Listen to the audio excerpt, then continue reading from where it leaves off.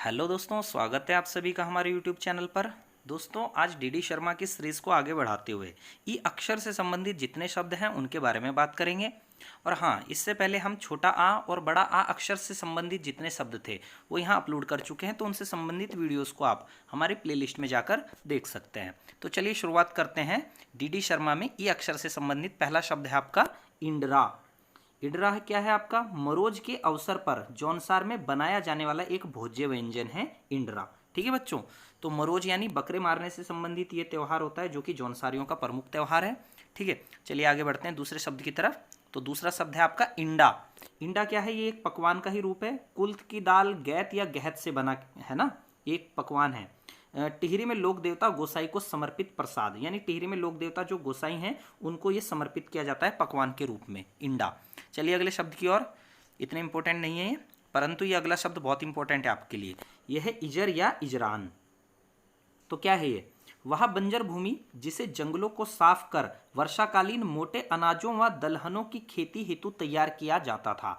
तो ये इजरान या इजर या खील भूमि भी इसको कहते हैं, आपको परीक्षावाणी में भी ये शब्द मिल जाएगा। तो बंजर भूमि से मतलब संबंधित ये एक शब्द है। ठीक है, इस शब्द का प्रयोग भू इज्जार के रूप में सुभिक्षर राजदेव के ताम्रपत्रों में मिलता है। तो ध्यान रखना, इस शब्द का प्रयोग सुभिक्षर राजदेव के ताम्रपत्र में भी देखने को मिलता है।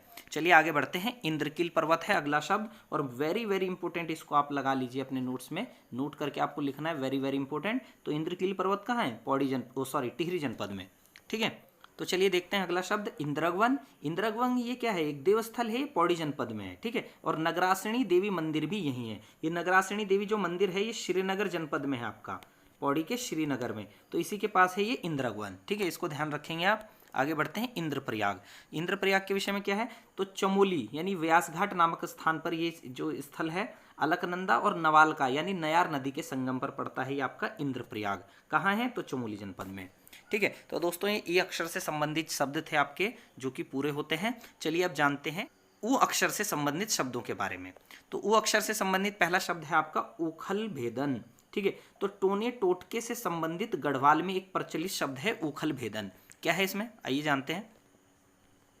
तो जब किसी व्यक्ति का अनिष्ट करने के अभिप्राय से किसी व्यक्ति के द्वारा उसके प्रति कोई तांत्रिक अनुष्ठान किया जाता है तो उसे उखल भेदन कहा जाता है। इस अनुष्ठान को संपन्न कराने वाला तांत्रिक गारुड़ी या झाड़कंडी कहा जाता है। ठीक है, तो इसको भी ध्यान रखना आप। तो जो इस अनुष्ठान को संपन्न कराता है उस तांत्रिक को कहते हैं गारुड़ी या झाड़कंडी। ठीक है, और क्या है? उखल भेदन एक प्रकार से टोने टोटके से संबंधित शब्द है। तो देखते हैं अगला। उखल भेदनों से संबंधित सभी तंत्र मंत्र भैरवाली कहे जाते हैं। मतलब इसमें जो जितने तंत्र मंत्र प्रयोग किए जाएंगे तो उनको भैरवाली कहा जाता है। अगला शब्द है आपका उच्चयोन, उच्चान, उच्चाना, ये इसको गढ़ कह देते हैं ना। जब अन्य उपचारों से कोई व्यक्ति स्वस्थ ना हो तो संभावित देवी या देवता जिससे व्यक्ति प्रभावित है को ऐसी भेंट देना जिससे देवता प्रसन्न हो जाए। मतलब अगर मान लिया आदमी बीमार है और वो स्वस्थ नहीं हो पा रहा है तो जिस देवी देवता को वो मानता है तो उसको ऐसी भेंट देता है जिससे वो प्रसन्न हो जाता है। तो इसे ही उच्चोन, उच्चान या उच्चाना कहते हैं। कुमाऊं में इसे बिट बादन कहते हैं। ठीक है, तो कुमाऊं में इसे क्या कहते हैं? बिट बादन। ध्यान रखना क्या होता है, ये जो भेंट होती है, भेंट रुपए, पैसे, बकरे या झूठे के रूप में हो सकती है। यानी देवता को जो भेंट चढ़ाते हैं वो व्यक्ति या चढ़ाता है वो व्यक्ति, तो रुपए पैसे से संबंधित हो सकती है, बकरा हो सकता है, उसमें झूठा हो सकता है। ठीक है, चलिए अगला शब्द पढ़ते हैं उज्जयारी देवी। तो उज्जयारी देवी क्या है? कुमाऊं में पूजित एक देवी है ये। ठीक है, इसे ज्वाला देवी अथवा कोट कांगड़ा की देवी भी कहते हैं। तो ज्वाला देवी अथवा कोट कांगड़ा की देवी भी इसको कहते हैं, उज्जयारी देवी को। रवाड़ी यानी द्वाराहाट के चौधरियों की कुल देवी इसको माना जाता है। ठीक है दोस्तों, तो चलिए अगले शब्द की तरफ चलते हैं जो कि है उड्यार। उड्यार यानी उत्तराखंड में गुफाओं को संबोधित करता हुआ एक शब्द है।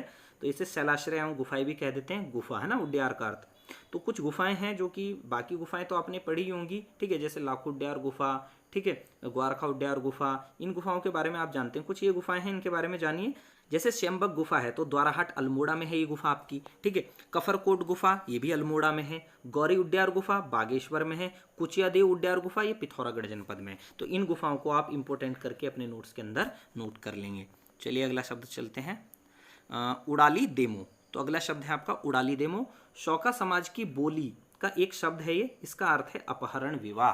तो अपहरण विवाह के बारे में मैंने आपको जो आ अक्षर से संबंधित शब्द पढ़ाए थे उनमें पूरा समझा दिया था। ठीक है, इसी अपहरण विवाह को नेलांग घाटी और जौनपुर में ओडाल कहा जाता है और जौहार में इसे उठाल कहा जाता है। तो आप जानते रहिए इनके बारे में। ठीक है, उठाल कहाँ कहा जाता है, तो जौहार में, जौहार घाटी यानी आपकी पिथौरागढ़ वाला क्षेत्र। ठीक है, और नेलांग घाटी और जौनपुर में इसको क्या कहा जाता है, ओडाल कहा जाता है। ठीक है, तो ध्यान रखना आप इसको। चलिए आगे बढ़ते हैं। अगला शब्द है आपका उत्तरकाशी। तो उत्तरकाशी जो है आपका 8016 वर्ग किलोमीटर में विस्तृत है। गुप्त काल में बाड़ाहाट के नाम से इसको जाना जाता था। ठीक है, तपोभूमि व नंदनवन इसी क्षेत्र में है।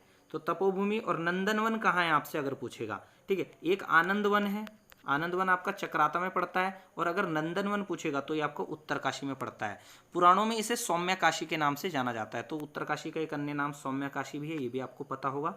ये यहाँ एक विश्वनाथ मंदिर है जो कि 30 मीटर ऊंचा है। तो विश्वनाथ मंदिर आप वेरी वेरी इंपॉर्टेंट करके लगा लीजिए, इस पे 30 मीटर ऊंचा है, उत्तरकाशी जनपद में है। ठीक है, इसके बारे में कहा जाता है कि जो मूल मंदिर है 1803 में ध्वस्त हो गया था भूकंप की वजह से।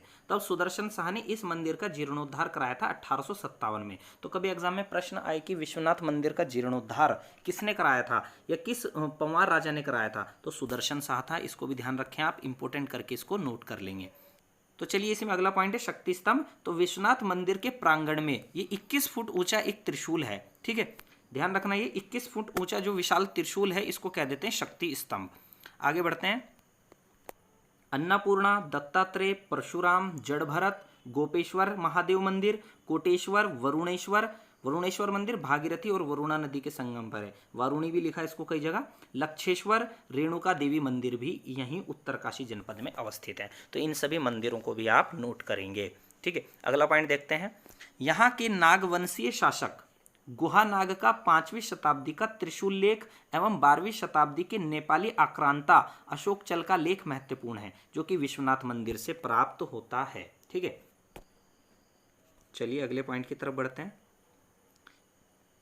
यह है नाकुरी। नाकुरी बछेंद्री पाल का जन्म स्थान, जो कि यहीं उत्तरकाशी जनपद में है। ठीक है, तो इसके बारे में आप ध्यान रखना कि नाकुरी बछेंद्री पाल का जन्म स्थान माना जाता है, जिन्होंने कि 1984 में एवरेस्ट को फतह किया था। ठीक है, पर्यटन हेतु नचिकेता ताल, दयारा ताल, डोडी ताल, केदार ताल यही है। तो दयारा ताल के आसपास एक बुग्याल भी है जिसे दयारा बुग्याल कहते हैं। तो चलिए अगला शब्द है आपका उत्तर कुरु। तो उत्तर कुरु क्या है, ऐतरेय ब्राह्मण में उत्तराखंड के लिए प्रयुक्त शब्द। मोस्ट इंपोर्टेंट लगा लेना इस पर आप। ठीक है, वेरी वेरी इंपॉर्टेंट आपके लिए साबित होगा कि उत्तराखंड के लिए उत्तर कुरु शब्द का प्रयोग कहाँ किया गया है, तो ऐतरेय ब्राह्मण में किया गया है। ठीक है, आगे अगला पॉइंट पढ़ते हैं।